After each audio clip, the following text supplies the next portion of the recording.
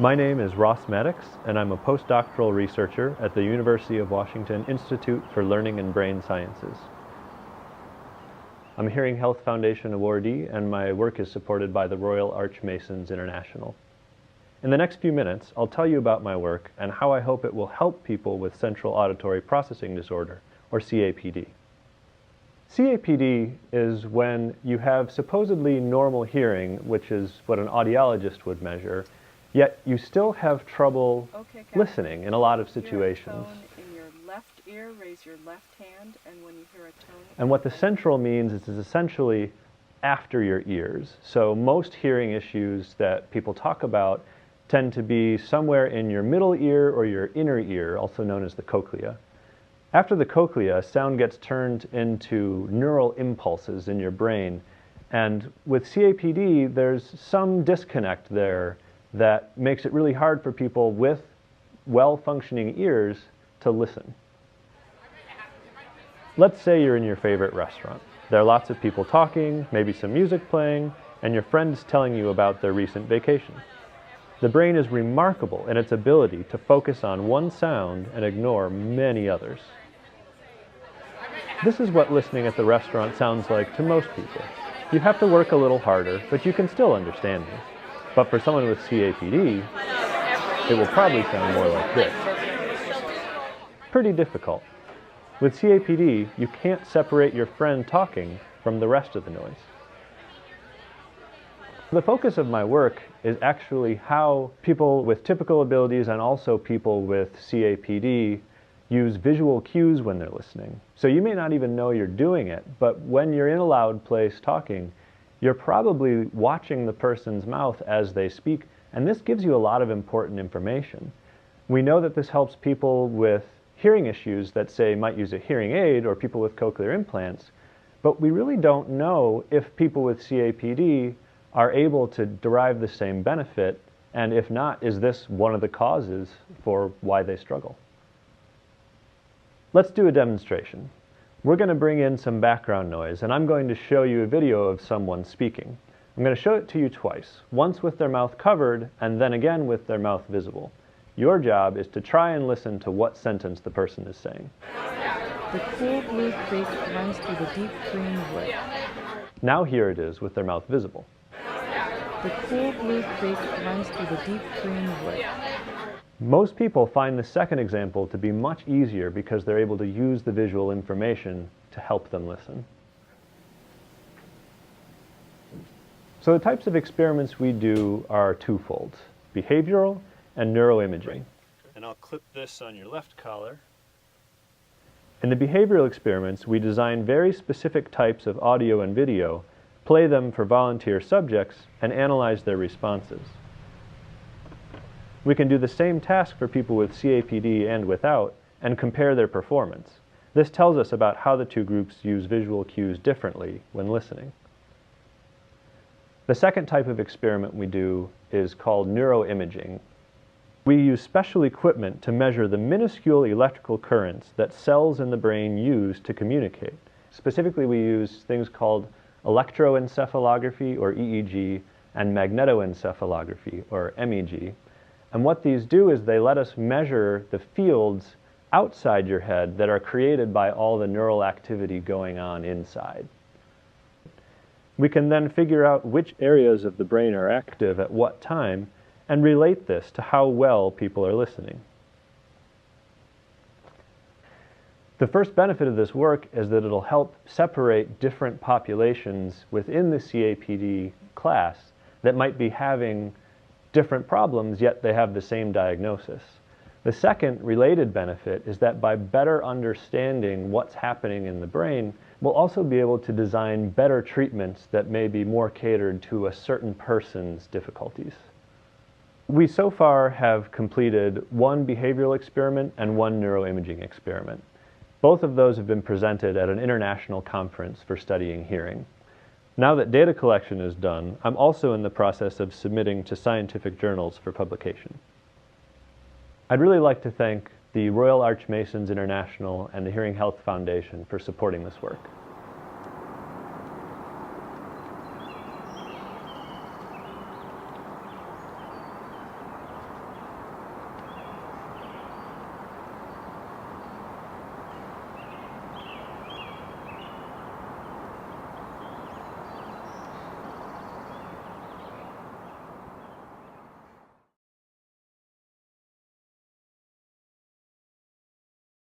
Hello, my name is Edward Bartlett. I'm an associate professor in biological sciences and biomedical engineering at Purdue University. A major part of my research in my lab has been generously funded by the Hearing Health Foundation and by the Royal Arch Masons. The work described here was carried out mainly by two graduate students, Yamini Venkataraman and Kal Rabang, and they would have not been able to complete their projects or their PhDs without the support of the Royal Arch Masons. My research focuses on the development of neurons in the rat auditory thalamus. The auditory thalamus is the information bottleneck of our hearing system. Nearly all auditory or hearing inputs to the cerebral cortex must pass through the auditory thalamus. Despite this, little is known about how the auditory thalamus changes during development. Our early environment has the potential to influence the maturation of our hearing abilities and can potentially have lasting consequences.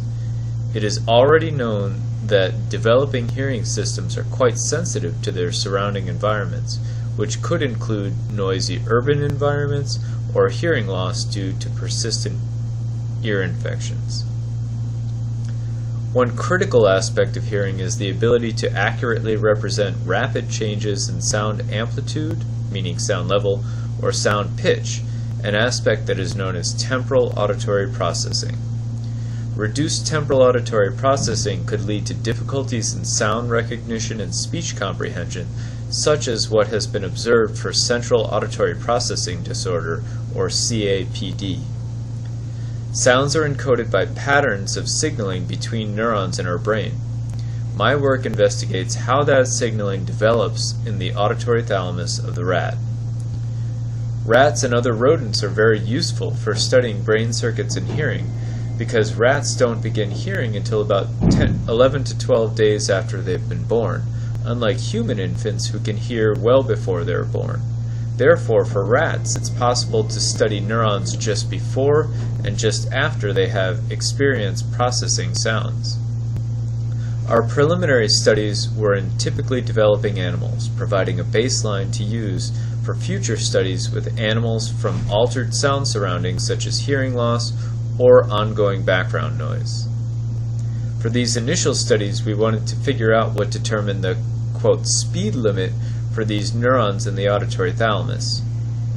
Whether it was the speed limits of inputs to the neurons themselves, meaning what sensitivities they've inherited, the connections between the neurons, called synapses, or speed limits imposed by the neurons themselves. In order to test these possibilities, we employed two main techniques. We recorded responses for large populations of neurons that are inputs to the auditory thalamus. We tested the ability of these neural populations to follow sounds that were either slowly or rapidly changing in sound level or sound amplitude. We found that although the responses to sound were larger in older rats, both older rats and rats that had just begun hearing were able to follow the sound signal even at relatively rapid frequencies. So that was only a bit different. This suggested that the inputs to the auditory thalamus were not the main limiters of temporal processing. These measurements, called auditory evoked potentials, are quite useful because nearly identical measurements may be obtained in human infants and children. Next, we tested the synaptic connections between neurons by gently rupturing a cell with a small glass recording electrode that enabled us to record small electrical changes in individual neurons using a technique called whole cell patch clamp recording. From these measurements, we determined that while the connections between the neurons got stronger with age, they were not getting faster, so the speed limits weren't really changing. However, it turned out that the main limiting factor limiting the speed and precision was the neurons themselves. The neurons became much faster and more able to handle rapid inputs over the first 3 weeks of a rat's life, which would correspond to a juvenile stage in humans going up to about 10 years old or so, especially comparing just before and just after hearing begins in rats. Now, This work has been presented at national conferences and has resulted in multiple publications in high-quality journals, such as the Journal of Neurophysiology. It will form the basis of an upcoming grant to NIH, an R01 submission, that will include it as a motivating component, looking at potential correlates of Central Auditory Processing Disorder, meaning CAPD. My sincere thanks to the Hearing Health Foundation and to the Royal Arch Masons for driving the research, for promoting the scientific development of 2 students, and for supporting work which may lead to the generation of a viable animal model for CAPD, which currently does not exist. Thank you.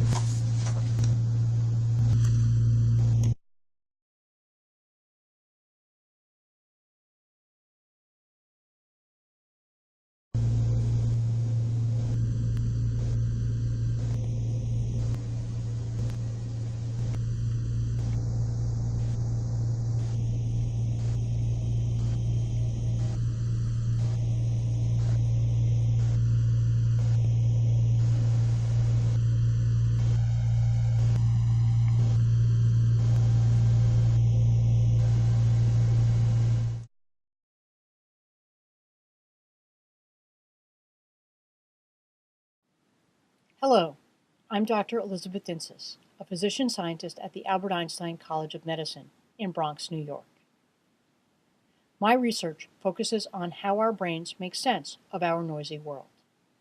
Working with Dr. Elise Sussman in the Cognitive Neuroscience Laboratory, our emerging research grant project studies how the brain separates out the sounds we want to hear from the background noise, like we do when we want to listen to one person's story in a noisy social gathering. Normally, people are able to focus on a particular person's voice and easily understand what they are saying. But people with Central Auditory Processing Disorder, or CAPD, can struggle to understand what they hear.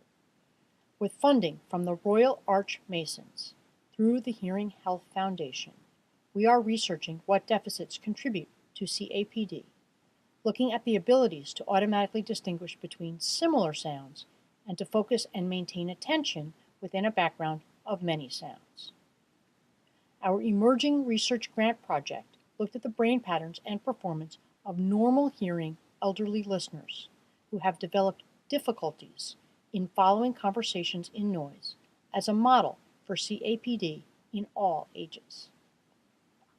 Using brainwave recordings and listening performance, we analyzed their responses in environments with varying degrees of listening difficulty and looked at the brain processes during both passive listening and active discrimination between similar sounds.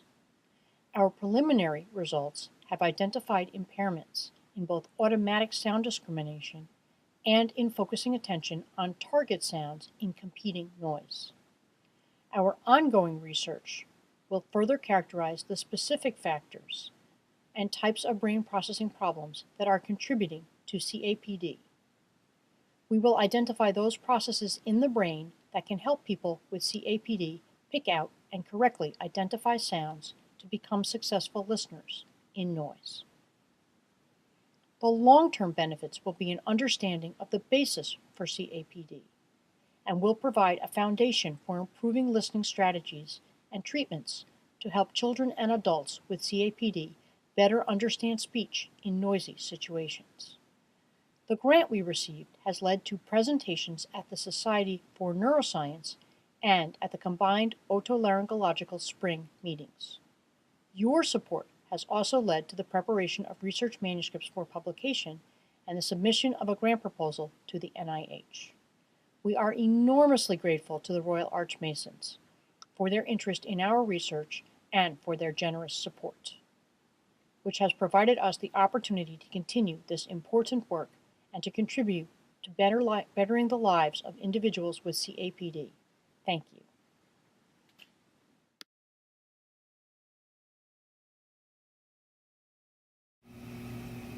Hi, my name is Alan, and I'm currently a research associate at the University of Wisconsin-Madison.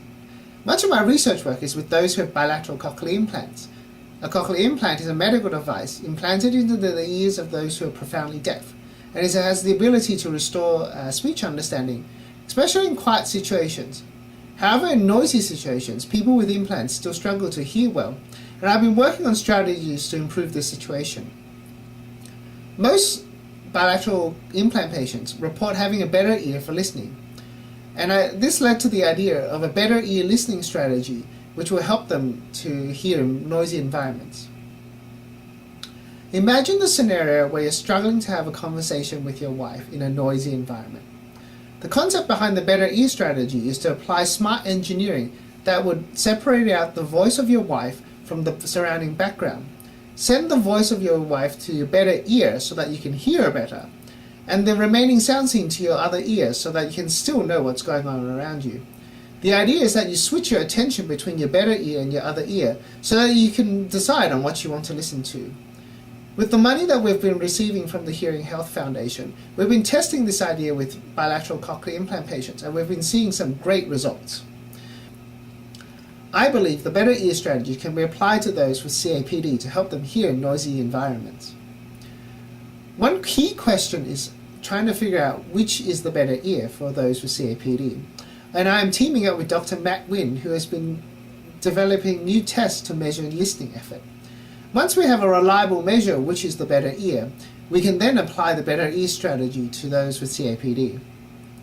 I'm very thankful for the support I've received from the Royal Archmasons, and I hope you are excited as I am about the possibilities of this strategy to help those with bilateral cochlear implants, CAPD, and other forms of hearing impairment hear better in noisy environments. Thank you.